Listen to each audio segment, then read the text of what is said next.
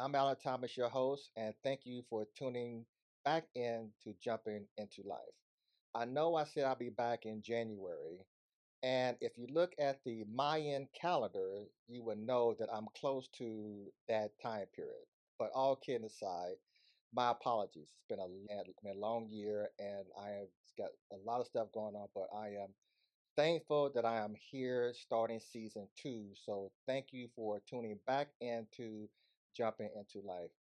Before I introduce my esteemed guest, as he likes to refer to himself just now as Steve, I want to refer you to my website where I have uh, a link to a resource for mental health awareness and treatment. So go to jumping and then the letter N, the number two, life. So jumping into life. I have a link to Taraji P. Henson. Yes, that person, the actress. Phenomenal woman, phenomenal actress. And it's her foundation, and she named it after her father, Boris Henson. And what's unique and interesting about her website, and the reason I linked it to mine, is because she has a place where you can type in your zip code and it would direct you to mental health resources in your community. So do utilize her website. And also, I have links to books that I've written. And if you want to support this podcast, you can go to Jump Into Life. It's my T-shirt, logo, and purchase some merchandise. Now, this episode, and also what's important, please subscribe. The more you subscribe, maybe other people in your social media outlet or hemisphere will see that you subscribe to a show, in this particular show, and will want to like it and check it out. And if you like what you hear, just post in your social media platforms so others can be aware of this phenomenal show and hear from my esteemed guests.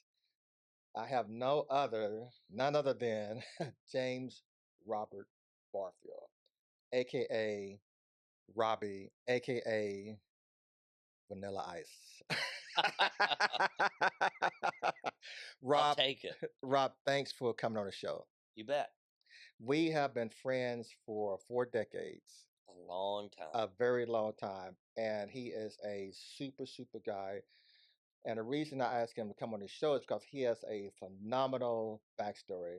He looks 20, but he's been through about 40 years of stuff. And so we've got to go through some things. You're not the only ones who are going through heartbreak, difficult times. And the title of the show, 30 versus 60, Life in Parts, is to show you through other people's eyes how they have gone through adversity and have overcome that. So we're going to get started. Rob, welcome again. Alan, thank you for having me. So 30 versus 60, life in parts. You've had a phenomenal life up to this point. We've met when we were in the military, and we met in leadership school, and you have been I've watched your matriculation. You know, when we didn't have two nickels to rub together, That's right. and you have we've stayed in touch, and there's something about our friendship that I want my listeners to know. It is truly genuine. You know when someone is truly genuine by the actions. Would you agree? Yeah, absolutely. And so I was diagnosed with cancer some years ago, and Rob called me quite often through that time period. And it really moved me. And I want to thank you for that. That showed that he cared. And and he had a party last year, and he and his wife called me, and he knows the special diet I'm on. And they called me, and they specifically prepared dishes that I can eat. And so that those acts of kindness shows you the genuineness of people's feelings about you. So thank you for being a true friend. Friendship is unconditional. I agree. And if you have to ask that, it's not a true friendship. I totally agree. So, So let's talk about 30 versus 60 and life in parts. I believe life is a stage, and how we live it is based on either fate or experience. What's your take on that? I think it's a whole bunch of things. Okay. Uh, I think fate is, we all like to talk about fate. Why am I here? Why did this happen to me? Why did I run into this person? Why did I meet, you know, why did I meet this person on this day at this place? Um, so I think fate definitely has something to do with our destiny. Um, but it's also the journey we take and the decisions we make and how we approach things that open doors and taking adversity or, positive things and saying, wow, what does that mean for me and for those around me, and how does that change my life and change my direction? Yeah. So it's exactly 30 versus 60. Now, the reason I titled this 30 versus 60 because we were talking prior to the show, you mentioned how life is different when you're young as opposed to as you get older. And a lot of people say, yeah, everybody knows that. But some people don't mature, between 30 and 60. What's your take on that? I mean, how do you differentiate? Because some people, like I was telling you before, some people, they 60, 70, and they had to learn a darn thing in life. That goes back to that, that path we take. Um, and I can only speak for me. Yeah. I can see people that I've known in my life that I've questioned their life decisions. And are you 30? Or, now that I am approaching 60 very quickly, uh, you know, I can simply look back and go, I would not have made that decision when I was 30 if I knew what I knew Yeah. now. But there are a lot of people who flounder through life and don't learn, that continue to struggle with decisions and uh, making smart decisions, not just decisions, Yeah. smart decisions. Why do you think? Because you've made some very wise decisions to put you in the position where you are now. We'll talk about that later and give you opportunity to promote the things that you're doing. And but why do you think it takes people longer to matriculate into maturity? You know what? I think it's life experience.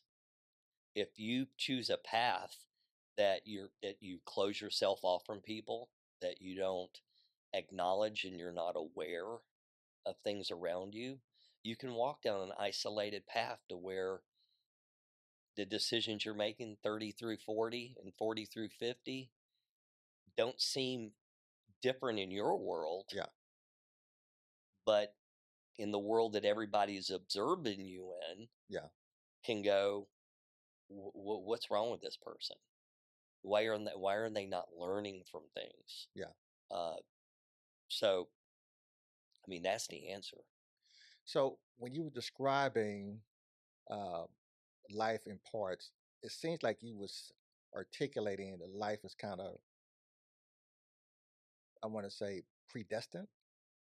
Was Well, that I too think I strong think of a word? in well, from my religious background and Hmm. upbringing, being a Southern Baptist, we believe in that everything in our lives predestined. But I think that predestined comes with one caveat.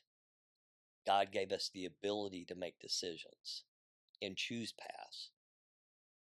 So therefore, we are in control of our destiny through his divine intervention of what we can and cannot do and what he allows us to do. Yeah. But we still have the right in the personal decision to say yes or no. This is what I want to do. This is where I want to go. And that's why we fail. That's why we're successful. It's that path that we take and those decisions that we make. So, yeah, and it is destiny.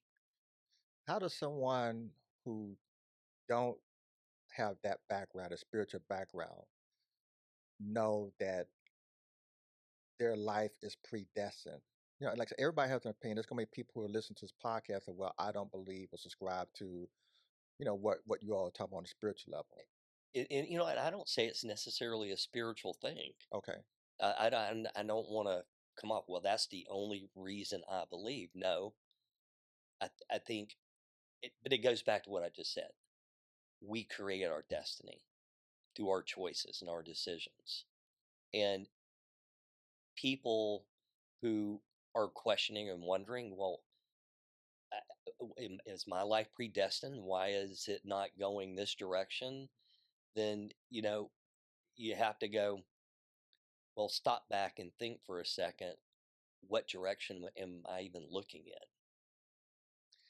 Now, how does someone choose? You know, generally speaking, if someone chooses to walk across the street or go rob a bank, or some people choose make good decisions, some people make bad decisions. But going back to the predestined order of things, we control our choices. Right. But some people may think, I don't know that that's right because I don't know what I don't know. How does someone That know that they don't know that they don't know? It that's may sound like a crazy maybe question. that is the question of life, because you don't know. So how did you know that you knew what you knew? Oh, wow, it's deep. Um, yeah, I can only say, for me, my life experiences started early, Okay. and so when I look back, in a therapy session, well, tell me about your childhood. Yeah. Well, I think back at my childhood and being from a divorced parents at a very early age, and a mom who worked two jobs to put you know basically a box of noodles on the table, Okay. that you become very independent. You become so independent that at that young age, 4, 5, 6, you start programming your brain to take control of your destiny. And you don't even know it. Yeah. All you know is, if I want a piece of candy, how do I get it? Yeah. I'm going to walk up and down the road and pick up bottles and take them to the 7-Eleven and trade them in for 2 cents and get 10 cents. And I can go over to the penny candy section and buy candy. Yeah. Problem solving leads to another, just steps of becoming an adult way too early in life. Yeah. So for me, making decisions started a long time ago, which guided me down a path that by the time I was in my 20s, I was much further along in life than most people are in their 40s. You were describing experiences that led you to learn what you knew that you didn't know, but then ultimately learn that you had to be independent. So some people learn by, for you, it was experience. I I think that y- we're trying to make a blanket statement here. Well, no, because we were talking about Um, it's predestined, Predestined and on so how do people know or don't know whether or not they should cross the street or go rob that bank. And was it a predestined choice, or what led them up to that choice that led them to make a decision? yeah, You know, it's I it's got a lot to do with your capacity as an individual to understand the awareness of where you are in your world, and the interactions of everything in your world that help you visualize what that step is going to be. yeah. And for some people, that could be pressure, anxiety. I mean, there's so many different things that can lead someone to think that that's why they're making their decision. Yeah. Fear, Now, which of those were your triggers? all of them. I mean, fear of not having anything, uh, you know, being alone. I mean, wanting to have more, wanting to be accepted, wanting to you know, find whatever it was that I thought was something better in life, Yeah. led me to make my decisions on where I ended up.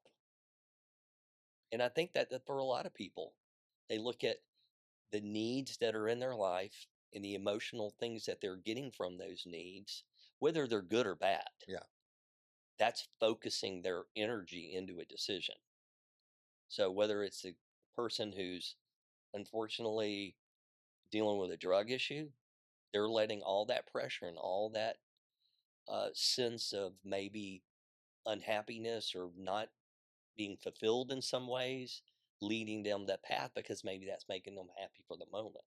Now, does that now is for someone who's listening to this show, and they may say, "Well, I wasn't predestined to be on drugs, and I don't believe that was my fate." How does someone differentiate the inability or the ability to make the right decisions when they are left to their own uh, things? You know, And this is all personal opinions, but there are a lot of people out there who are going through things or have gone through things and still trying to sort things out. So me and Rob are just kind of just talking and just brainstorming, and this podcast is about just talking about things that someone out there may be going through or have gone through. And Rob is here to kind of share some of the experience and his experience with based on his experience, what he's talking about, he has an opinion, and those opinions are very valid. And so uh, I'm going to be asking him his opinion. So if you say, well, why does this guy keep asking Rob about this, that's not straight? But he's lived. He's explained how, as a young child, what formed his character, what formed his view on life, what made him who he is today, which we'll be going to later. Am I off or no, no? we're on point. Okay. So going back to your childhood, you said you were growing up a single mom and worked two jobs. How seeing her work affect your view of the world? Because you said you went out and you sold bottles, got money back, things that you took on a work ethic. Was that from watching your mother or your desire to want something other than what was available at home? Well, I think it was both. It's I not watched her okay. work endless hours, Okay. and so it definitely instilled in me, well, if you're going to take care of yourself, you're going to have to work, Okay. and you're going to have to work hard, and you're going to have to be committed, Yeah. and you got to be willing to do what most people don't want to do. And that's tough. And it's beyond tough because most people, they'll go up to the point and they'll stop. Yeah. And it's like, well, if you push yourself just this much further, there's a whole nother world. Yeah. But me watching that and having I always call it a life of solitude. Yeah. Because I didn't have anybody. I went to school, came home, locked the door, and I was there till my mom came home. And so I created my own world of this is who I am, and it eventually led me down to being a very independent, self-motivated person who didn't take no as an answer Yeah. on anything that could be done. And but then I look at Now, her was now. that aggravating for your mom as a child? Like he's Well, it was probably aggravating when when I probably got into high school, maybe. Yeah. Because then my opinions, I was not quiet. Yeah. And At home or at school? both. Okay. I got in trouble a lot in the school for making my opinion known. Give me an example of something that you did or said that got you in trouble. Just one easy. thing. That's easy. Okay. School, I was probably fourth grade, fifth grade. Okay. And I'm standing on the basketball court in the gym, and the gym teacher says, Nobody throw any basketballs in the hoops. I'm standing there and somebody throws a basketball in the hoop. Yeah. Now, they didn't see who did it. Turned around and looked at me and said, I told you not to throw up. I let my opinion be well known at that moment.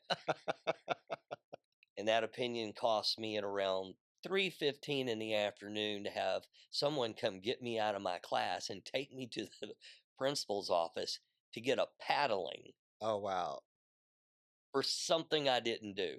So in your That was very, very hard for me because, you know, you stand up for yourself, yeah, and you get penalized. yeah. So that's one example. And what about at home? Oh, wow.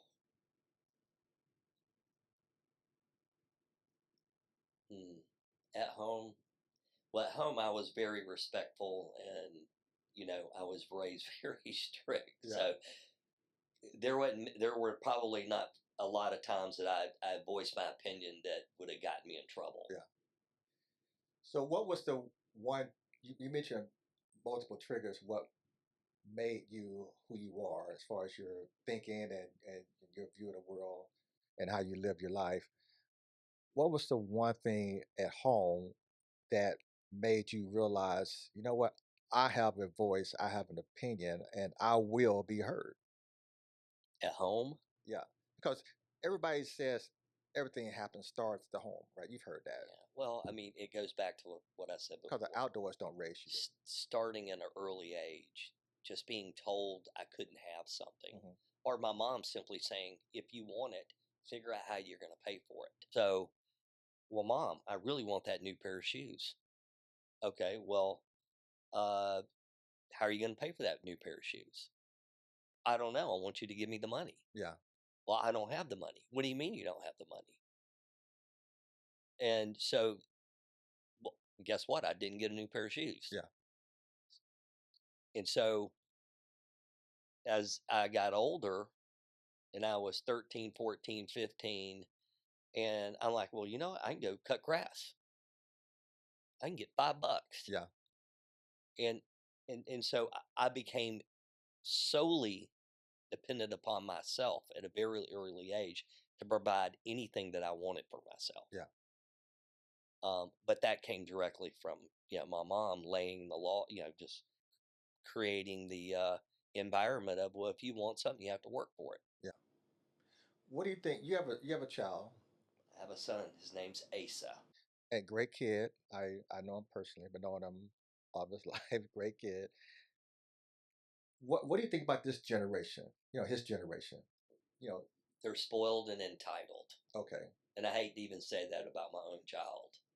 But,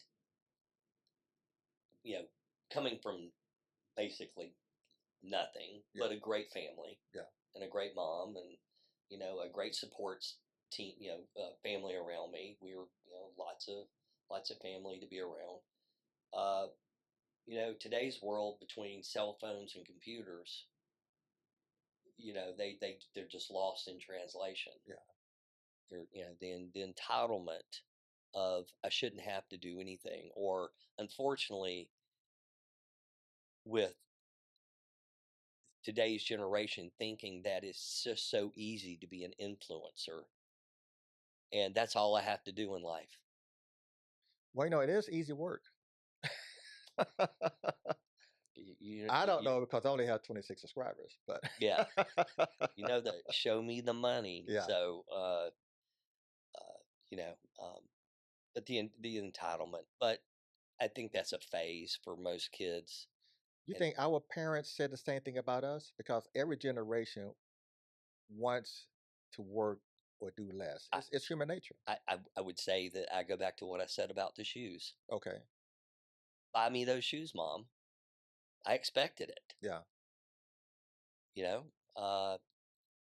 And I think it just being a child, that your parents are taking care of you, so there is maybe a little bit of entitlement. But today it just seems much different. But it's to your point, every generation is different. Yeah. And the entitlement is just, it's wrapped a different way. It's explained a different way. Yeah. My son just turned 19. Well, when I graduated high school, I was living on my own after high school. Yeah. Well, he's still living at home while he's going to school.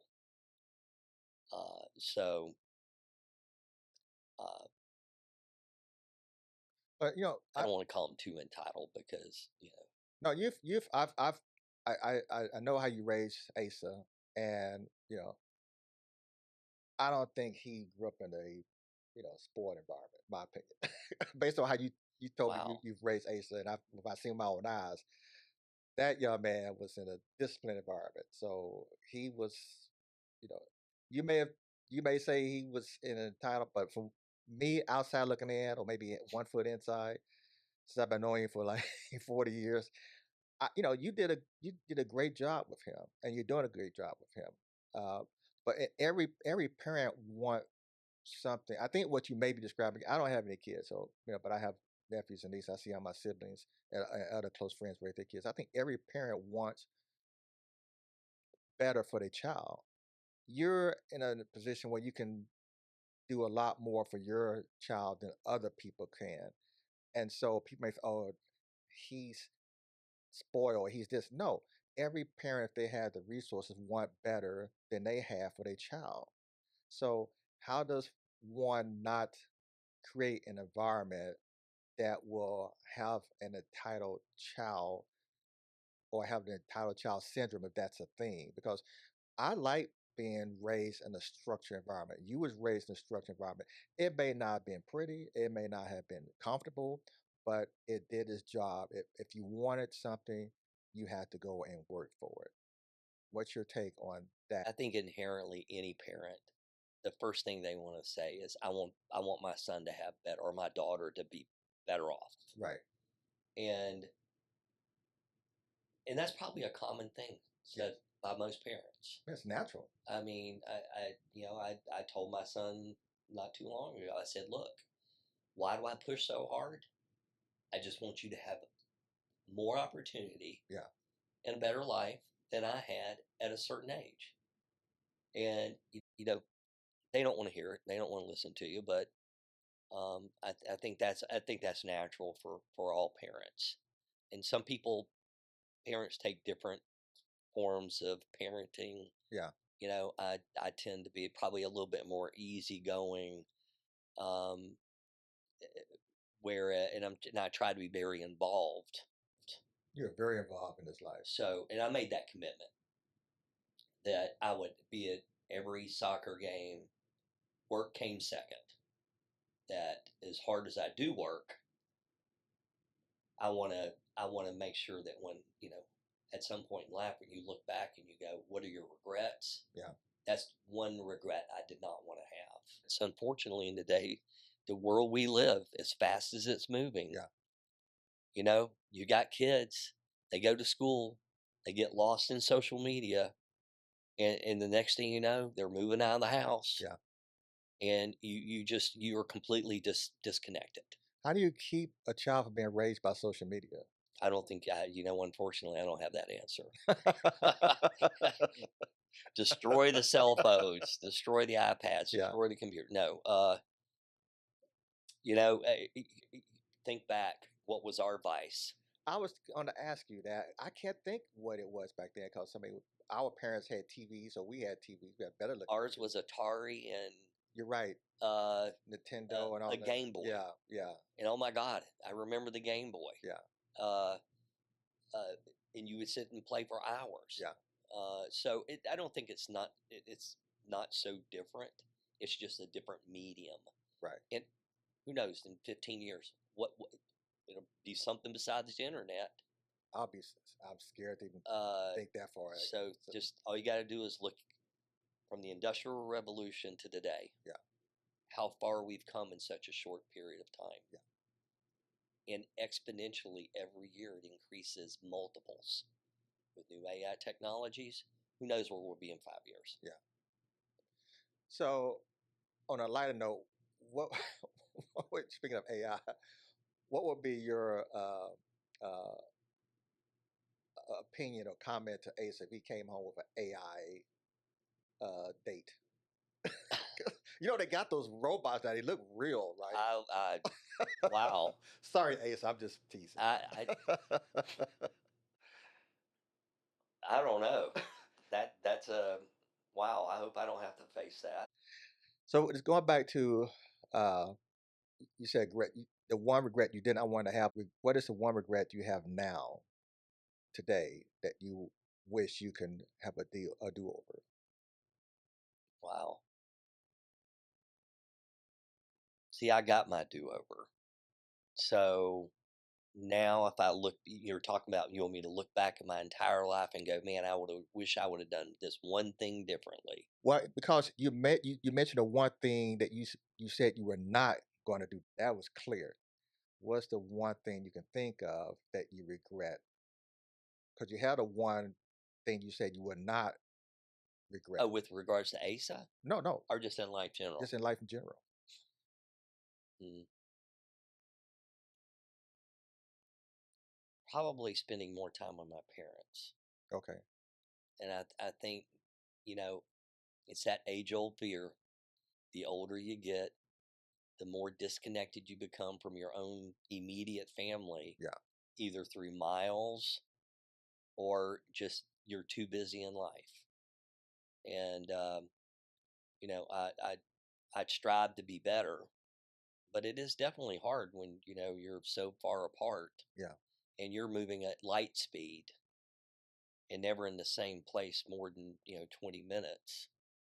Um, and I just, my hope and my, you know, that I somehow I can distill that and instill that in ASA Yeah. even. Now, with that regret, not spending more time with your parents, are you trying to reverse course or have you reversed course? Well, you know, well, actually, I try harder, Okay. um, you know, to spend time with them, but even that just seems not enough. Yeah. And you look at when your life is just so full, and you're finding, you're searching for time within your schedule just to have a moment, not to think, just to be completely alone for a minute. Yeah. And you know, you're like, well, I need to do this. I need to do this because it's always in the back of your mind. Now, something just popped in my head, and you probably heard this before. You know, no judging, no judgment, because me myself, I got things that I need to work on myself. There's an old saying, we make time for what we think is important. And I'm sure my viewers are probably saying, well, you make time for what you think is important. How would you respond to someone saying that or thinking that? Uh, And it's a fair question. yeah, it's a fair question, and you do make time for things that are important, and I do make time for things that I consider important. Yeah. The point I was trying to make, and we talk about things I could do different. Yeah. We're talking about the natural evolution of life. Yes. That as much as you want to think and prioritize and make things important, the older you get, and I'm talking about now that I'm 59, soon to be 60. Man, my hair and makeup folks did a great job. They You did. don't look 59. They did. Uh, you know, and I see Asa growing up, Yeah. and you start to have that fear. Oh my God, he's about to go off and do his own thing, and I can't get him to call me now. You know, Yeah. I get text messages, and it's usually, Dad, give me some money. Yeah. You know, and so I've got that fear now, so I see exactly what my mom's talking about. Yeah.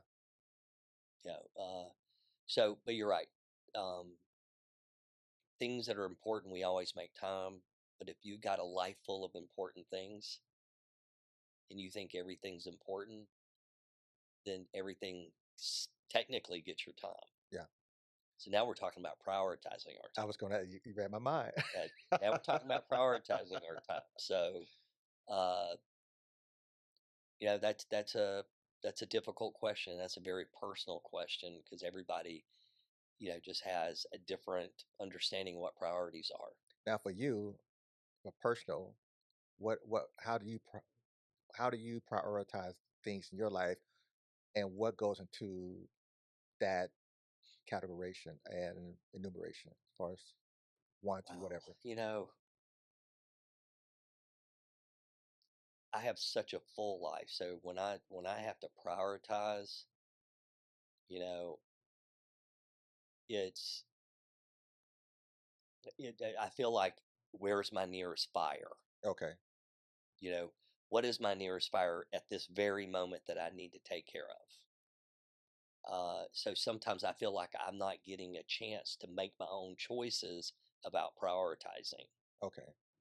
Now I'm gonna push back a little bit because you said we do choose how we live our life. So you said you don't believe you have to. Well, let's say we choose how to live our life, but if you own a business, it sometimes owns you Okay. because you're having to wherever it takes you at any given moment becomes your prioritization. Family comes first, Yes. in that over business, but you know sometimes business unfortunately drags you into it.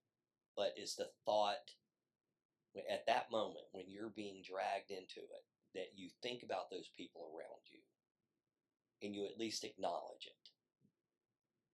So, How do you acknowledge it? well, it can be actions, words, uh,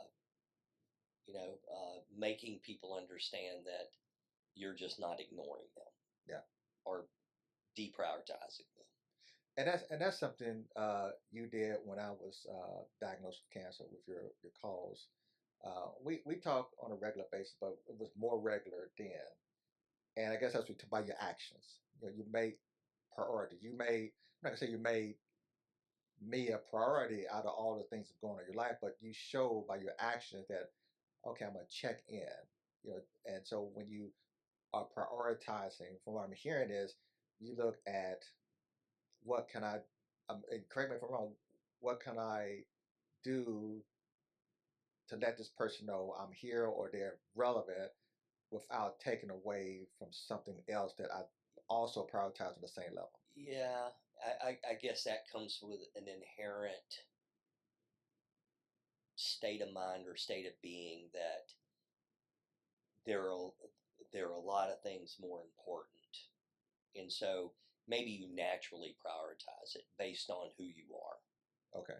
and how you treat people Hmm. and how you care about people and how uh, I'm a giver. All right, I try to take care of everybody, um, and so for me, it's just natural that if I see a need, I'm prioritizing friendship. For me, you know, I had somebody say something um, to my wife uh, last year. Someone was we have a big party every year. Somebody came to the party and they made an observation. Okay. And the observation was, wow, Rob's have been, all his friends, they're like forever. You guys y'all have known him forever. Yeah. And you know what? I think that's fundamentally when we talk about priorities and prioritization of what we do and who we treat and how we move in our life. You know, um, just me, Yeah. and everybody's different. So, Asa, Gina, your wife and your son, I don't want to get you in trouble. So say who's has a higher priority than the other. They're on the same level. It's a Same level, same but level. I'm with my wife every day. Outside of family and your business, or maybe your business is your number one priority because you have multiple businesses. What is the number one priority that you find fulfilling? We'll get into your hobby later, but your priority that you say I'm most fulfilled in doing. Well, I mean, that's, I want to say business in general. For me, I'm excited when I'm watching people work Okay. that I'm mentoring, and I'm watching them be successful, and I'm watching them, you know, make decisions after they've learned an experience from the opportunity that I've given them by working for our company, Yeah. and so it's so fulfilling for me, and so I look forward most of the time. I look forward to getting up and going to work, and being in that environment, and so for me sometimes that moment in business can override and become a priority. Yeah. Yeah. Sounds like your business is It's like a mistress that your wife is okay you with. know, I've been married to this mistress now. Let's see, I'm going on 40 years. Yeah. That's a long commitment. She's been good to you. She's also been bad. She's been good, She's she's been been naughty. bad, but What's the naughtiest thing that business ever done that you had no control over? see, that's probably one statement that I could say I don't believe. You have control over everything. It's when you lose control, or you lose your sight, you just drop your guard, and whatever happens is on you. Yeah, that's fair. Uh, uh, has my business let me down? When the business didn't do what I wanted it to do, it definitely gave me a perspective of what am I not doing right to get it to do what I need it to do. Okay. So really, I just deflected it back on me. If it's not doing something right, then what is it that I'm not paying attention to? Okay. Why? You know, everything doesn't always work. It doesn't matter how much attention you give it. Sometimes things just don't work. Yeah. And it's at those moments you go, well, I didn't get defeated. I just learned a better way not to do it. Yeah. And most business people might tell you that. If you fail, it's not a failure. It's just a way it's teaching you not to do something again. And so, uh, I would probably argue that business in general and life in general is a series of failures, and So, a series of moving forward, and yeah. it's and looking at where you're going, and uh, you know what am I going to do different? And how do you deflect it on yourself? Because business have a lot of components to it. Right? You have suppliers, you have the infrastructure, you have utility, you have a lot of things. But if you A just lot of moving lump, yeah. parts. So if you think it's living life considering inanimate objects as a person, it's easier to deal with those things. Well, they don't talk back. But they don't talk back. But you deflect it on yourself. You blame yourself Yeah, when business well, didn't do what it was supposed to do. yeah, it doesn't talk back, but often the repercussions are much more potent than someone talking back. Yeah, So the life lesson that you're going to learn sometimes is very painful, and you know, um, so we learn from that, yeah. and we learn, hey, maybe I should have prioritized something a little bit differently in what I was doing. Give me an example. Um, let's just say we were in my world. I design and build buildings, and uh, I decided I was going to do something a certain way, Okay, and did it. Found out it was the wrong way, which cost a lot of time and money, and I had to accept that I did something wrong. okay. So, Even if there was external factors, you still blame yourself. well, the buck stops with you. good, bad, or indifferent, any decision you make or anyone who works for you or represents you makes, that's you. So whether I hired someone and I put them in charge and I let them design and build that building and a problem happened during the process, that problem became my problem. Okay. And I have to accept responsibility for that problem. And I have to prioritize that for me at that moment, I prioritize that person being in that position to do that job. And if it didn't happen the way it needed to happen, then you question your prioritization.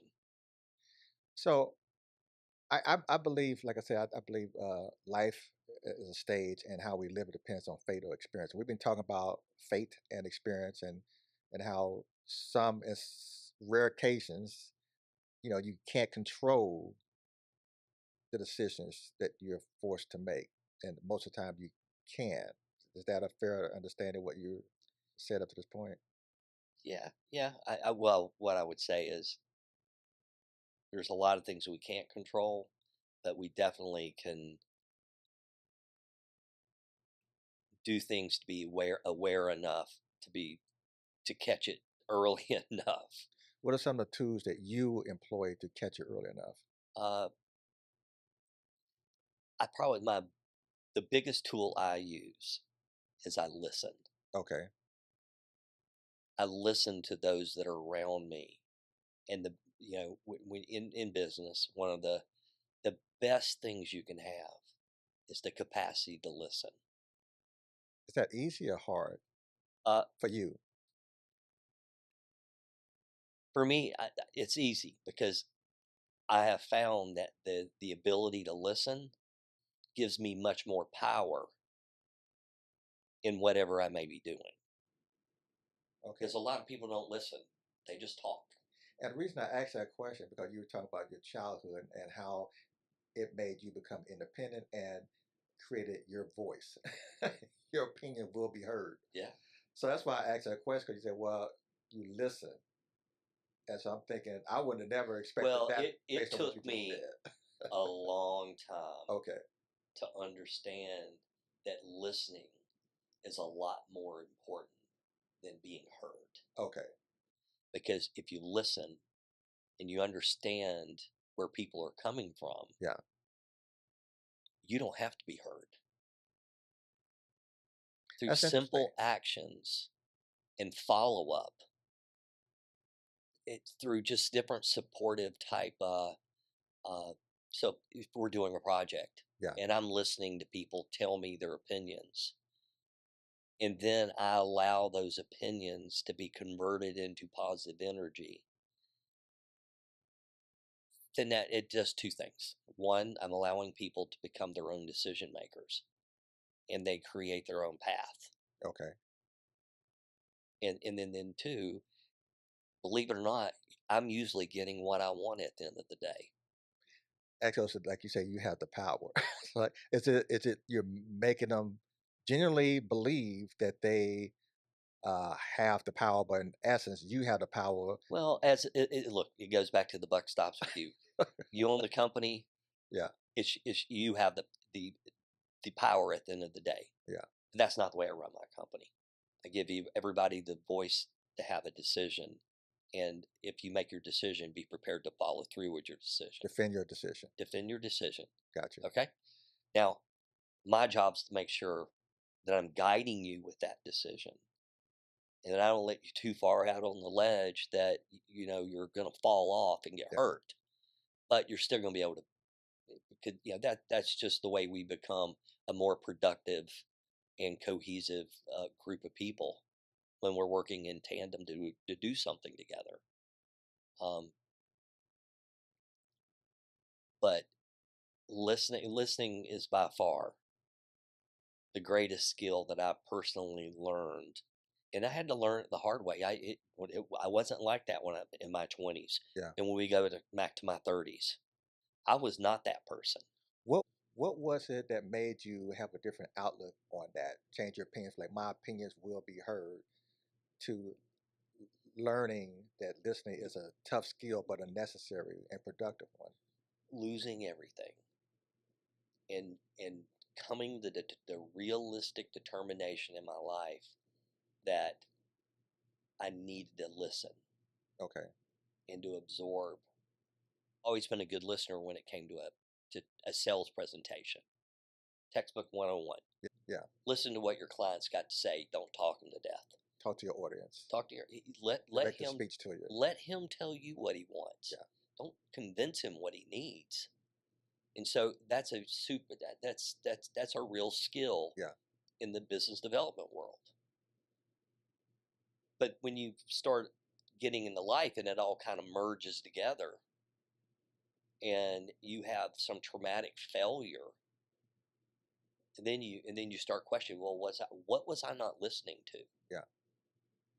What was I not paying attention to? What was I not prioritizing? You know, when you start doing that self-realization, you know, what you often find, there's a whole lot of fingers pointing at you. Yeah. And they're yours.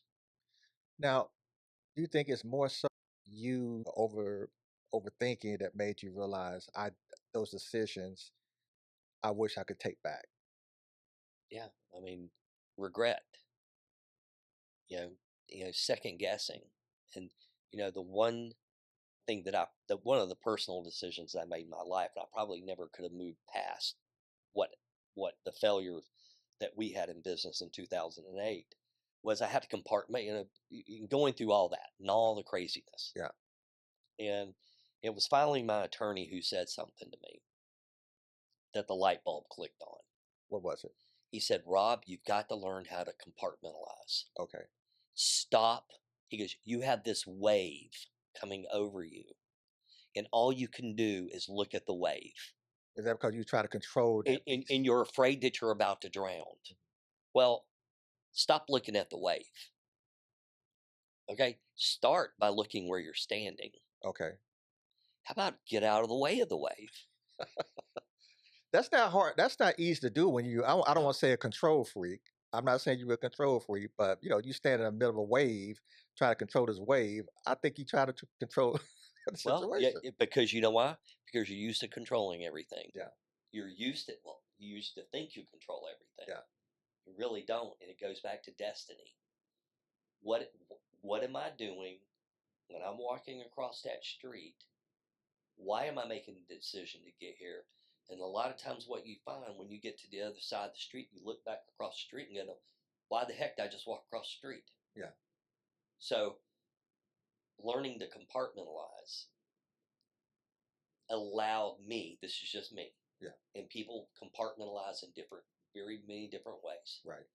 It allowed me to take all the problems and put them in the individual categories. And then what did I do? I prioritized those group of categories into what? Things that were going to allow me to move forward in life and not look back and worry about the wave. Yeah. Now, that's easier said than done. Right? I think that we've all been there. Anybody in their life who has faced what they would believe to be an insurmountable obstacle. Yeah. Whatever it is. And they're looking in the mirror going, why am I here? Why did this happen? Yeah, they're at that point. Yeah. And if they could stop and unfortunately we're humans, we can't. For me, it became the fear that overwhelmed me so bad that it made me stop and go, what did he just say to me? Compartmentalize. Yeah. And there are going to be battles you can win. There are going to be battles you can't win. And when you can finally look at yourself and prioritize all the things that are going in your world when you're making your decisions, clarity will eventually happen. Yeah. Maybe not before a lot of pain. Yeah. And that's where I was going to get with my next question. How does one know that they, when they're reassessing things, how do they know that they really can't control that one thing uh, that they need to just move out of the way and let it go? But like you talk about that wave, right? What is that? You know what? I don't know the answer to that. Is a global question. Yeah, How does that it's different for everybody. because that's When like, you have enough pain, yeah. you'll look beyond the pain and want to see something different. So does it take something that drastic where you have to have a painful experience or adverse reaction to something to realize, okay, I need to move out the way? I mean, is there something, because you've had what you described a wave? That's a big wave. That tidal wave in 2008, that was made for a lot of developers in your field. Yeah. How does someone know? Because someone listened to this episode, that may think, well, how do I know I'm in this valley? And they just, get out, let's let it go Wow. I mean, without having to go that through. I don't. I'm not sure that there is an exact answer to that question because Can you get close to a halfway answer? everybody's different. For you personally, Everybody's what different. about you So, personally? uh, I mean, mine was. I mean, mine was almost. You know, how do you move forward when you think the world's ending? Yeah, And that's a deep, dark place. yeah. And so, how did I get to the point that I recognized that?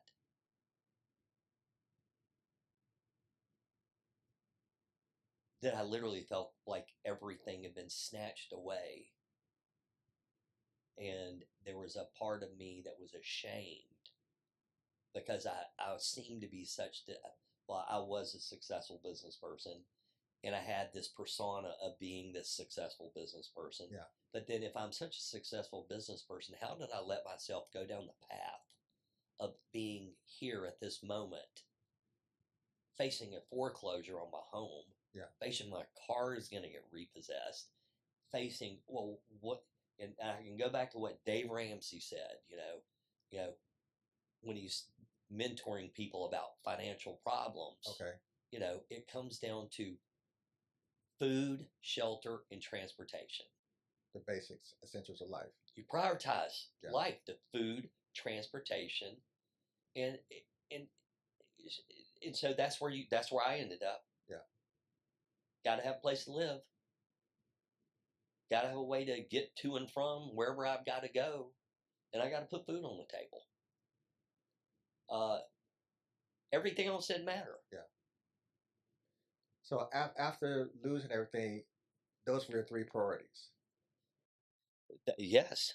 And and then it made you do what differently to get to where you are now? Because now Well, you have your partner in a couple of restaurants. Your business is thriving. You were in the valley, and you rose out of the ashes. So this is the the part where you talk. phoenix. The Yes, phoenix. this is Rob the Phoenix coming Uh, out the ash. Talk to us about how you came out of it. uh, Because let's we see. talked about prioritizing, learning that you can't control everything. It's like so. So it came in stages. Okay, life in parts. Life in parts. It came in stages, and it goes back to, man, I wish I had known this when I was 30 because I would have made my decisions differently. Yeah. But when this happened, I thought I couldn't lose in life. Okay. Thought I was in control of everything. I had everything. Yeah. Retired young. What am I going to do today? And for you all, edification, he really had it all. He had, I don't know if you've seen Jurassic Park. You know where I'm going? That helicopter. Oh, okay, yeah. He had, I tell you, it had Corinthian leather seat, had a seat warmer. He had a refrigerator in there, a barbecue grill, that that helicopter was nice. It was nice. And so when I say he had it all, when he say he had it all, he had it all. So So it it came in stages. Lose it all. And then came the I need to wallow in my pity phase of life. Yeah. Where you sit and stare. You get up in the morning after you've had your 3 panic attacks during the night. Yeah. You get up. You're like, what am I going to do today? You know, in you're faced with so much ugliness because you're dealing with whatever your problem. Right. Mine was the real estate market collapse. Everybody has their what they would call their thing. Right. And you sit there and you're in despair and you're like, what am I going to do? And you start drowning yourself into things that make you forget about it. You know, You went through the 5 stages of grief. it's just, yeah. I mean, and so when we talk about a death, my company died. Yeah. A company I started when I was 20 years old. Yeah. You know, and you learn about what Jack Daniels is, and you learn you sit on the back porch and you sit there and you wonder, and then and just eventually something will click. Mm-hmm. And you'll go, I got it. You know what? I got to get myself up off this dirt and quit wallowing around in my self pity. Yeah. And I got to look in front of me, because it's not about me right now. It's about my son. Yeah. Where am I going to go? How am I going to take care of him? And, one day you pick yourself up. I don't know what, but I got to go do something else in life. Was that the thing that clicked? You think about your son, like how I'm going to take it? Yeah, exactly. It was just this fear kept on me, and it just took every ounce of my soul to want to try again. I was trying to figure out I need to do something else in life. Yeah. And my destiny was the same thing that drugged me in, to drug me down, drug me back up.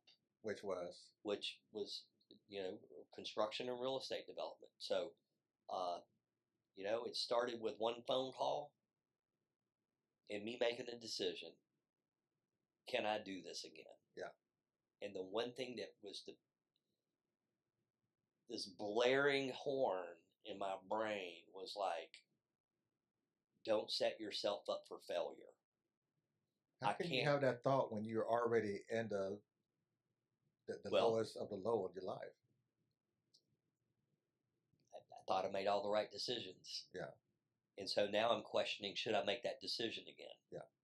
To me, not being in that situation, because you had people who were dependent on the business, and when the business went away, they lost a livelihood. But for me, I was like, maybe I want to try another business. Well, but what made you get back in? Because that's a lot of intestinal fortitude. What made me get back in? Because I didn't want to be broke. Okay. But there's other businesses that I tried that, it didn't work. I'm gonna go do something else. I was unfortunately a product of, I learned how to do something so well. Okay. That it was just natural for me.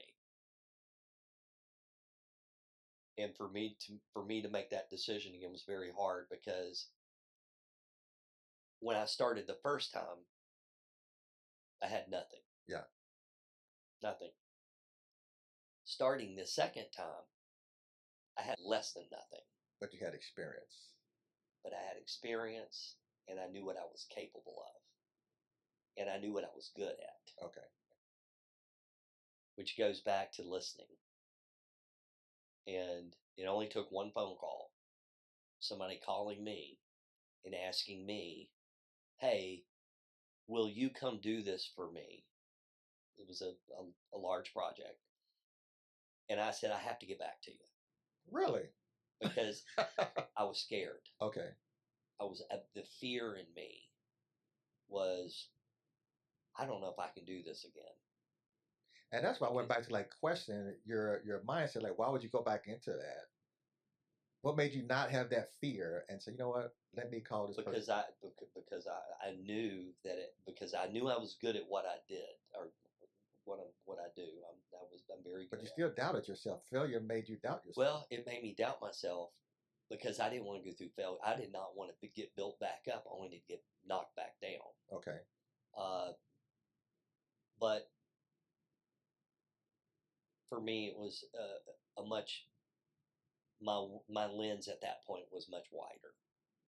Lens being Your perspective on life. okay. So whereas when I was in my 20s and my 30s, looking at I'm a laser beam looking straight ahead, not looking at the sides or the back, straight ahead. Right. Well, starting over, now I'm looking all the way around me. Right. And I'm looking at where I was, what's over here, what's in front of me, and trying to be a little bit wiser for not just me. Do you think wisdom is underrated or overrated? It's underrated because it's easy to hear your parents when they start telling you, one day you'll understand. Yeah, we've all heard that. We've all heard that. Well, they're exactly right. Yeah, they are. Yeah, and that's why me trying to raise a young adult now. Well, Asa, if you just listen to me, you'll. Oh, Dad, that's not what I think. And I'm like, and so wisdom's everything. And if we all were born with wisdom, that would be the ultimate predestined life because you would not make any mistakes, probably. Let me ask you this question. Throughout this interview, you talked about leadership without using the word leadership. You're a leader, right? You take control. You learn to be a better leader by listening. Who is your most admired leader and why? Well, I can give you two. Uh, and one's kind of a historical, weird thing, but I always admired Napoleon. Really? That is weird. It is weird, but he coined the phrase, the word impossible is not in my dictionary. Okay. And so when I read that quote in my early 20s, I put it on the back of my business card. Okay. The word impossible is not in my dictionary. And when email came around, it was at the bottom of my email, underneath my name. The word impossible is not in my dictionary. So I always had that in the back of my mind. Is that something you taught your son, or he's heard you say multiple times? I'm not sure I've said that to him, but it's. I hope he sees that in my actions. Yeah. That that everything's possible. Yeah. You may not be successful at it, but everything's possible. And it may be more work than you're willing to do.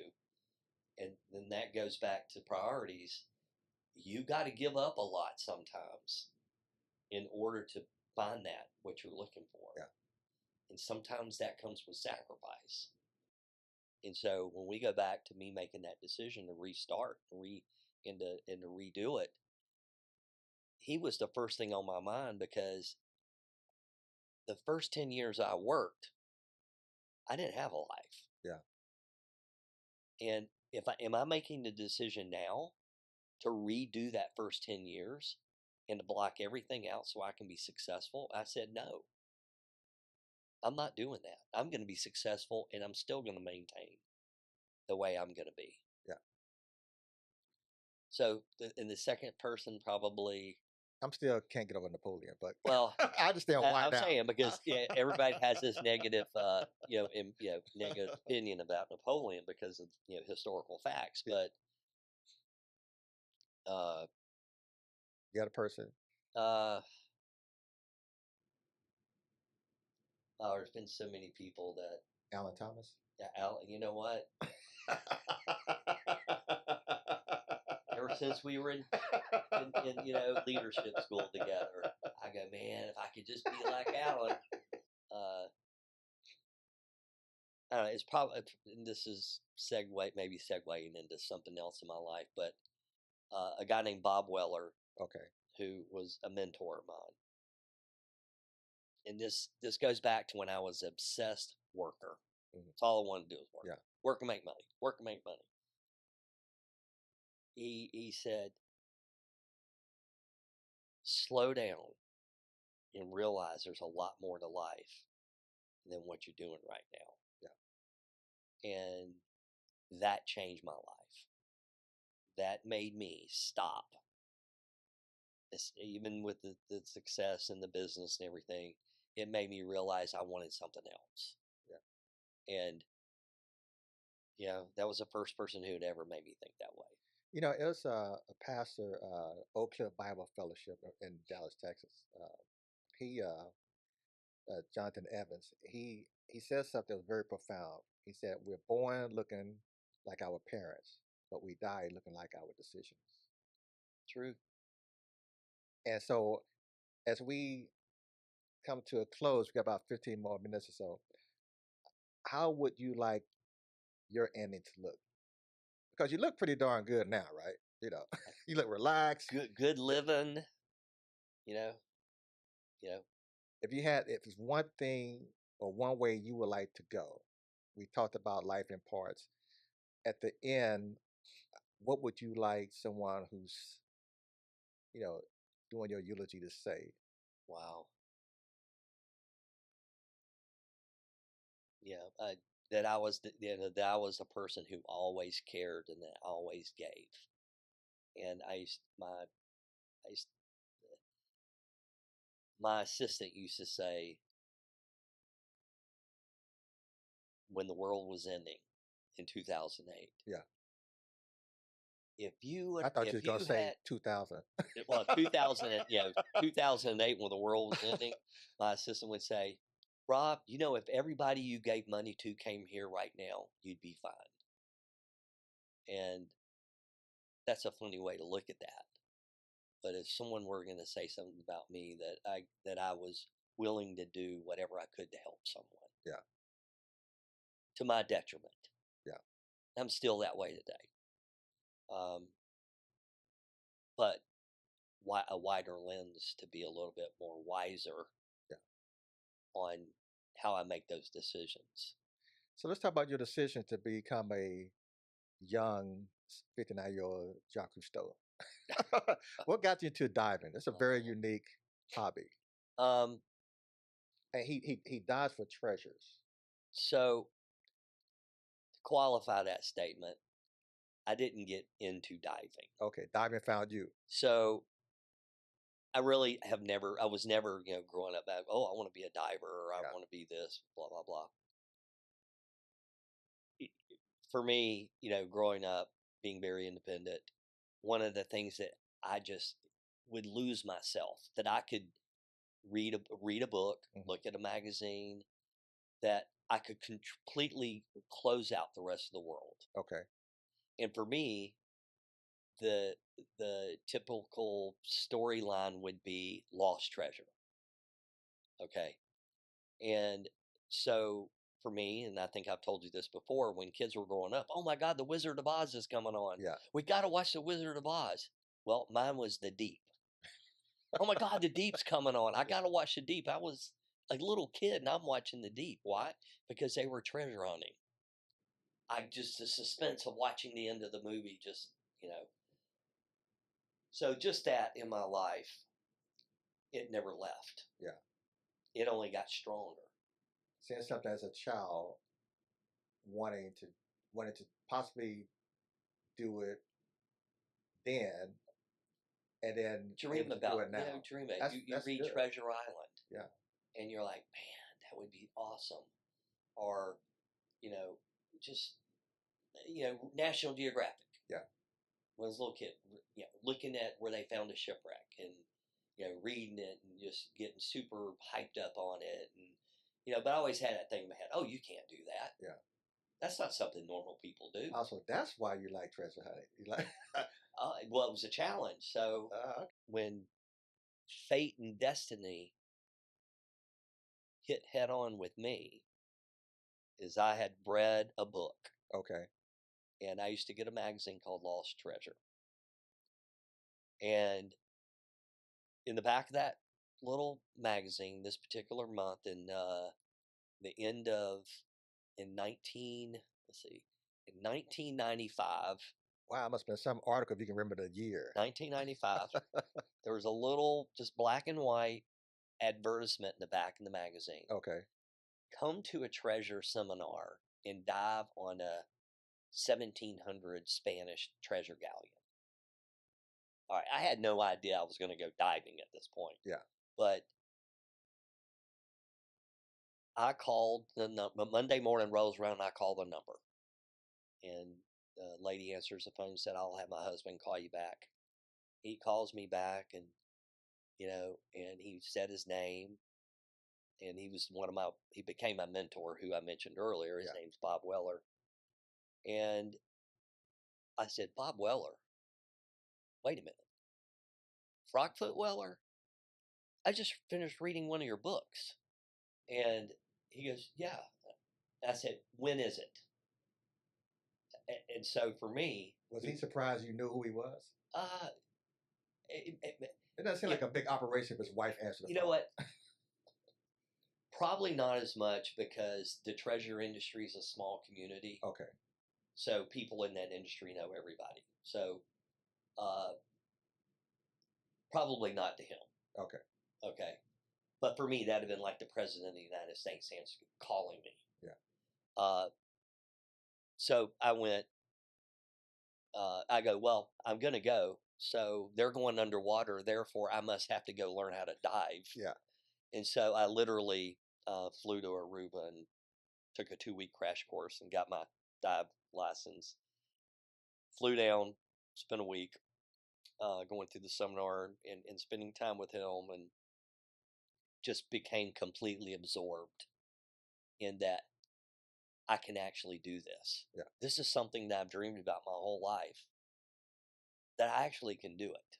And most people are shocked. They go, treasure hunting? What is that? How do you do that? You mean you go in the water and you're looking for treasure? I go, yeah. Do you think, looking back now, that treasure hunting is the one thing that you can lay your hat on and say, you know what, I've made it? Because that's something you long to do as a child, and you're doing it. Yeah, and you're quite good at it. I wouldn't say that I thought I had made it. I thought I had found that one thing in my life that completed me. Okay. So, as crazy as that sounds, No, it's not. No, it's not. It was that one thing that when I'm underwater and I've got my metal detector in my hand and I'm swimming for 2-3 hours, swinging metal detector, I'm not thinking about anything. Okay. Except that moment. Blocks out completely all the background chaos. There's no, down there. You're. So, for me, that was life changing. And yes, I love treasure hunting. And yes, my favorite memories in life most have to do with treasure hunting. Yeah. And so when we talk about destiny, there's only one thing I want to add to this, because I think this is important. Treasure hunting was started by a group of guys called the Real Eight. The who? The Real Eight? Reale, R-E-A-L-E, okay. 8. That's what they call a piece of 8. Okay. And it was a group of guys back in the 50s who got together and decided they were going to go treasure hunting, and they go find all the treasure on the coast of Florida. That's where the Treasure Coast tagline came from. Okay. They were the ones who started it. And yeah, there's a book you can read. You can see their picture on it. And I've read that book 15 times and seen the picture 100 times. Yeah. And fast forward, I've got a child. Well, who's his great uncle? He's one of the Real 8. Oh, wow. Not very few people know that. And it's like, he's a true legacy of something that was my entire life. Yeah. So when we talk about destiny, I was meant to be there. And now I will continue on through his eyes as something that is just, I think back at that and I go, how in the world did that happen? I love the treasure hunting aspect. And unfortunately, back in '08, when the whole world ended, Yeah. I didn't get to do it for about 8 years. Yeah. You know, didn't have the mental capacity to, I didn't like myself. So I didn't, but when I got back into it, now I'm much wiser. I look at it differently. I even look at that differently now. Now I feel so grateful that it didn't abandon me. Yeah. And in that small treasure hunting world of people all over the world, and I've met so many people, they know me as the guy in Atlanta. They go, oh, Rob in Atlanta. Yeah. So, I don't know. I'll leave it at that. Well, that's a perfect segue to the end of this episode. Rob, Alan, I love you, brother. love you too, man. Folks, I'm glad that you now see why I have to have had this man on this show. And let me encourage you to subscribe to this podcast. Support the podcast by going to Jumping Into Life, jumping in the letter N, the number 2 life, and purchase some merchandise, buy some books, and most importantly, if you know someone who's gone through or had gone through some things that you've heard Rob talk about today, talk to them, encourage them, play this episode for them because it's very powerful message. Your words were powerful, they were meaningful, and most importantly, impactful.